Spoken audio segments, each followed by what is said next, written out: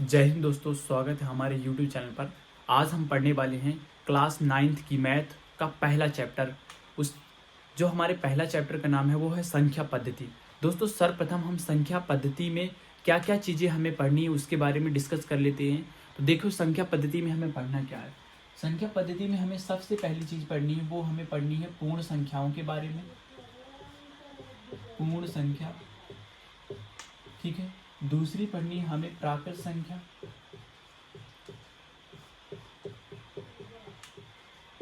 प्राकृत संख्या के बाद तीसरा हमें पढ़ना है परिमेय संख्या।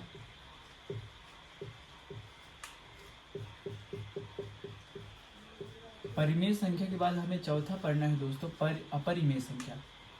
अपरिमेय संख्या, अपरिमेय संख्या। इसके बाद हम पढ़ेंगे पांचवा, जो पढ़ेंगे हम पूर्णांक संख्या। पूर्णांक संख्या। और इसके बाद हम लास्ट पढ़ेंगे, वो हमारी होगी क्या, वास्तविक संख्या। दोस्तों, इन सभी संख्याओं से हमें परिचित होना बहुत ही आवश्यक है, फिर हमारे लिए ये जो चैप्टर है वो बहुत ही आसान हो जाएगा। चलिए दोस्तों, एक एक करके कम शब्दों में हम इनके बारे में जानते हैं। तो चलिए हम बोलते हैं। तो पूर्ण संख्या हम उसे कहते हैं, ऐसी संख्याएं जो जीरो से शुरू होने वाली संख्या, मतलब जीरो से लेकर अनंत तक की संख्याओं को हम क्या कहते हैं, पूर्ण संख्या कहते हैं दोस्तों। जीरो से लेकर अनंत तक की संख्याओं को क्या कहते हैं, पूर्ण संख्या कहते हैं दोस्तों। इसी प्रकार एक से लेकर अनंत तक की संख्याओं को दोस्तों क्या कहते हैं, प्राकृत संख्या कहते हैं। इसके बाद परिमेय संख्या। परिमेय संख्या वे होती हैं दोस्तों जिन्हें हम P/Q के रूप में लिख सकते हैं, जैसे कि 2, 3, 4, 5, ये सब क्या है, परिमेय संख्या। 1, ये सब क्या है, परिमेय संख्या। दोस्तों, हम इन्हें बटे के रूप में लिख सकते हैं। ये देखिए, ये सब क्या है दोस्तों, ये परिमेय संख्या। अपरिमेय संख्या वे होती हैं जिन्हें हम P/Q के रूप में नहीं लिख सकते, जैसे √2, √3 और √5 है, √7। ये सब क्या है दोस्तों, अपरिमेय संख्या है। तो आप लोग समझ रहे हैं। इसके बाद हम बात करते हैं पूर्णांक संख्या। पूर्णांक संख्या में क्या होता है दोस्तों, ऐसे एक लाइन बना लीजिए, ये यहाँ 0 रख लीजिए और यहाँ प्लस की संख्याएं होती हैं, ठीक है, और यहाँ माइनस की संख्या, -2, -3। इस प्रकार माइनस और प्लस की संख्याओं को मिलाकर क्या बनती है, पूर्णांक संख्या बनती है। वास्तविक संख्या क्या होती है दोस्तों, अपरिमेय और परिमेय। अपरिमेय और परिमेय संख्याओं का संग्रह क्या कहलाता है दोस्तों, अपरिमेय परिमेय संख्याओं का संग्रह वास्तविक संख्या कहलाता है। वास्तविक संख्या कहलाता है दोस्तों। इस प्रकार से हम संख्याओं के बारे में जानकारी ले चुके हैं। तो आशा करता हूं कि आप सभी को संख्या के बारे में जानकारी तो मिल गई होगी। दोस्तों, ये आपको समझ में आया तो प्लीज़ आप कमेंट में बताइएगा। दोस्तों, अब हम आगे बढ़ते हैं। हम चैप्टर नंबर 1 का, गणित के 9th का, हम 1.1 करने वाले हैं। 1.1 में क्या है कि उसमें हमें प्राकृत संख्या और पूर्णांक संख्या से रिलेटेड सवाल दे रखे हैं। हमें अपरिमेय संख्या, परिमेय संख्या ज्ञात करनी रहती है। 2 संख्याएं दे रखी। चलिए हम एक सवाल के माध्यम से इसको करते हैं। चलिए देखते हैं। तो जैसे कि कोई सवाल है, मान लीजिए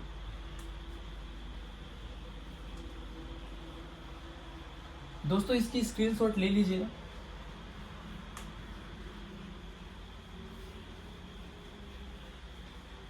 चलिए अब आगे हम बढ़ते हैं। तो देखिए, अभी तक हमने जाना संख्याओं के बारे में जानकारी, लेकिन अभी हमारा पूरा चैप्टर नहीं हुआ 1.1। चलिए अब हम 1.1 शुरू करते हैं। प्रश्नावली 1.1। दोस्तों, हमें इसमें कुछ सवाल दे रखे हैं, जैसे बोल देगा कि क्या, पहला सवाल दे रखा है। पहला सवाल क्या दे रखा है, क्या हम 0 को परिमेय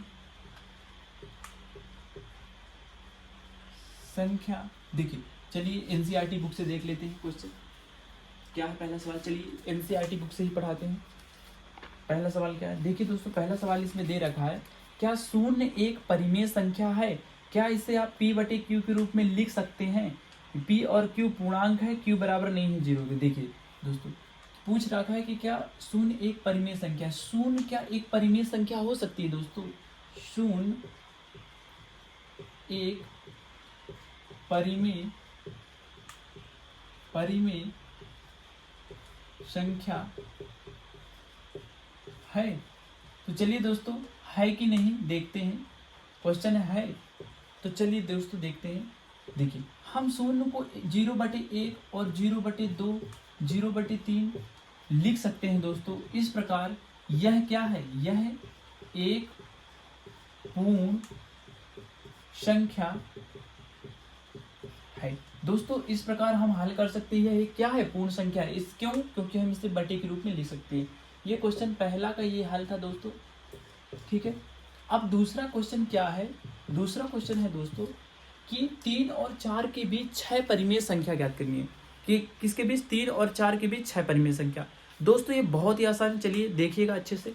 देखो 3 और 4 के बीच 6 परिमेय संख्या। चलिए देखते हैं 3 और 4 के बीच 6 परिमेय संख्या।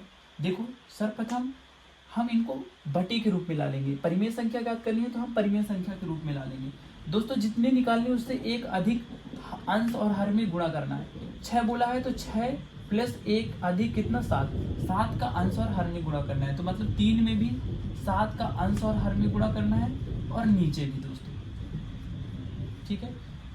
ऊपर भी, इसमें भी ऊपर, ठीक है, और 7 का और नीचे भी 7 का। चलिए दोस्तों देखते हैं कितना आया। तो 7 त्रिक 21 और बटे में कितना आ गया?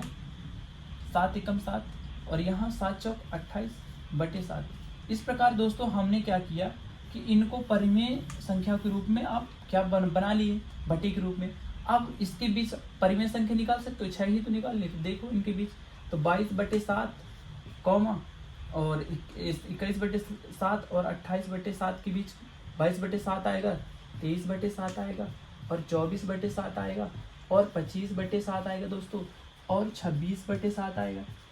इस प्रकार ये 5 हो गई और ये 27/7 आएगा। इस प्रकार 1 2 3 4 5 6 टोटल 6 हमने परिमेय संख्या निकाली दोस्तों। इस प्रकार से आप परिमेय संख्या निकाल सकते हैं। आशा करता हूँ कि आप सभी को समझ में आया होगा दोस्तों।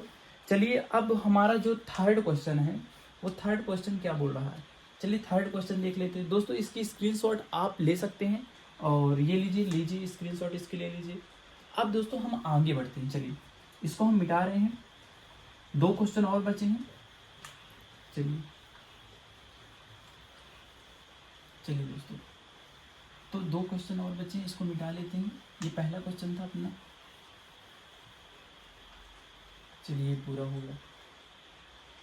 चलिए दोस्तों अब हमारा जो क्वेश्चन है ये तीसरा क्वेश्चन है हमारा। ये तीसरा क्वेश्चन में 3/5 और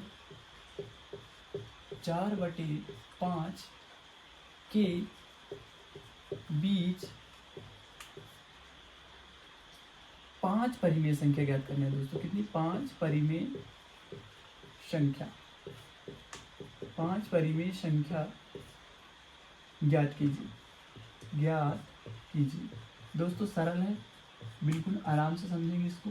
चलिए देखिए 3/5 और 4/5 के बीच हमें ज्ञात करना है दोस्तों।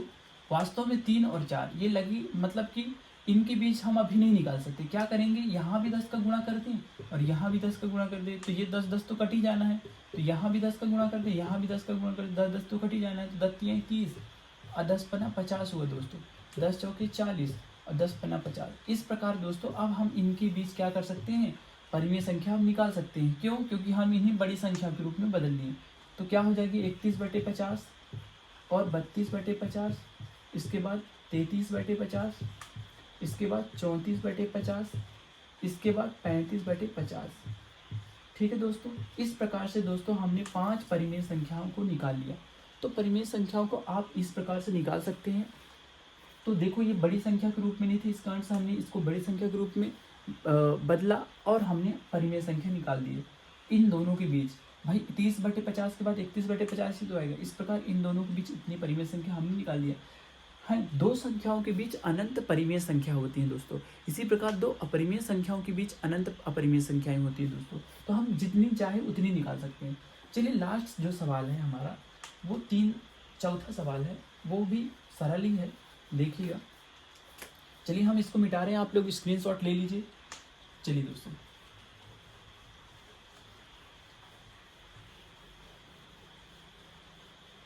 चलिए तो आशा करता हूँ कि आप सभी लोगों को समझ में आ रहा होगा।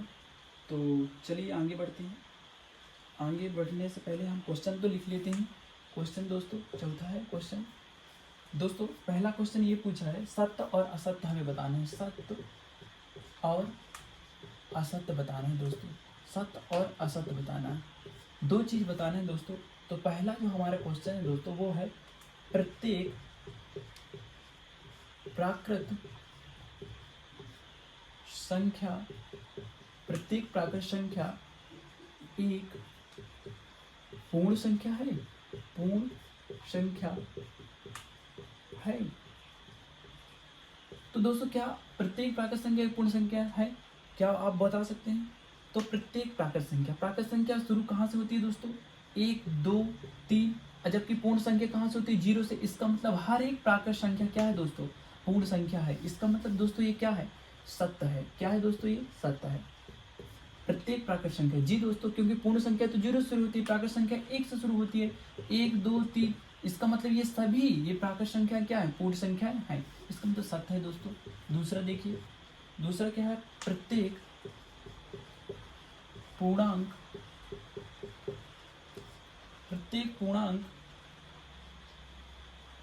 एक पूर्ण संख्या है। दोस्तों हमें यहाँ ये देखना है, क्या प्रत्येक पूर्णांक एक पूर्ण संख्या है? दोस्तों पूर्णांक में क्या होता है कि प्लस की भी संख्या आती है, ठीक है, और माइनस की भी संख्या आती है। लेकिन दोस्तों प्रत्येक पूर्णांक एक पूर्ण संख्या है। दोस्तों पूर्ण संख्या तो 0 से शुरू होती है। तो यहाँ देखिए, यहाँ माइनस की भी संख्या है। इसका मतलब हर एक पूर्णांक जो है तो पूर्ण संख्या नहीं है। इसका मतलब दोस्तों ये क्या है? असत्य है। क्या है दोस्तों? असत्य है। चलिए ये असत्य हुआ, ये लीजिए। तीसरा क्या है सवाल दोस्तों? तीसरा है, प्रत्येक परिमेय संख्या एक पूर्ण संख्या है। पूर्ण संख्या है। तो दोस्तों देखिए, चलिए इसको करते हैं। देखिए प्रत्येक परिमेय संख्या एक पूर्ण संख्या है। अब यहाँ यही तो दिमाग लगानी है। देखो पूर्ण संख्या कहाँ से शुरू होती है? 0, 1, 2, 3। अब प्रत्येक परिमेय संख्या, हर एक परिमेय संख्या क्या पूर्ण संख्या है? तो जैसे कि 0/1, 2/3 है, 4/5, ठीक है। तो बिल्कुल दोस्तों क्या है? प्रत्येक परिमेय संख्या एक। देखो अब यहाँ तुमको यह देखना है दोस्तों, पूर्ण संख्या है, पूर्ण संख्या बतानी है। तो दोस्तों बिल्कुल हाँ जी है, एक प्रत्येक परिमेय संख्या, क्योंकि प्रत्येक परिमेय संख्या ये हो सकती है, 1/1 ये हो सकती है, 2/3 ये हो सकती है। तो प्रत्येक परिमेय संख्या दोस्तों क्या है? एक पूर्ण संख्या है। तो दोस्तों आशा करता हूँ कि क्या आपको प्रत्येक परिमेय संख्या एक पूर्ण संख्या हो सकती है। बिल्कुल, क्योंकि हर एक पूर्ण संख्या परिमेय संख्या है। तो परिमेय संख्या क्या होंगी? नहीं दोस्तों, क्या है? नहीं हो सकती, सॉरी नहीं हो सकती। क्यों नहीं हो सकती दोस्तों? देखो परिमेय संख्या में माइनस की 1/2, -2/3 ये भी तो हो सकता है दोस्तों। तो माइनस की संख्या तो कभी पूर्ण संख्या हो नहीं सकती दोस्तों। ये क्या हुआ? असत्य हुआ दोस्तों। ये क्या हुआ? असत्य हुआ, असत्य, ठीक है। क्योंकि -1/2 भी परिमेय संख्या होती है, -2/3 भी होती है। तो पूर्ण संख्या में तो केवल 0, 1, 2, 3 ऐसी संख्या होती हैं। तो ये कभी भी नहीं हो सकती। तो ये क्या है दोस्तों? असत्य है। तो दोस्तों आप सभी का धन्यवाद। आशा करता हूँ वीडियो अच्छा लगा होगा। तो प्लीज़ अपने भाई को सपोर्ट कीजिए।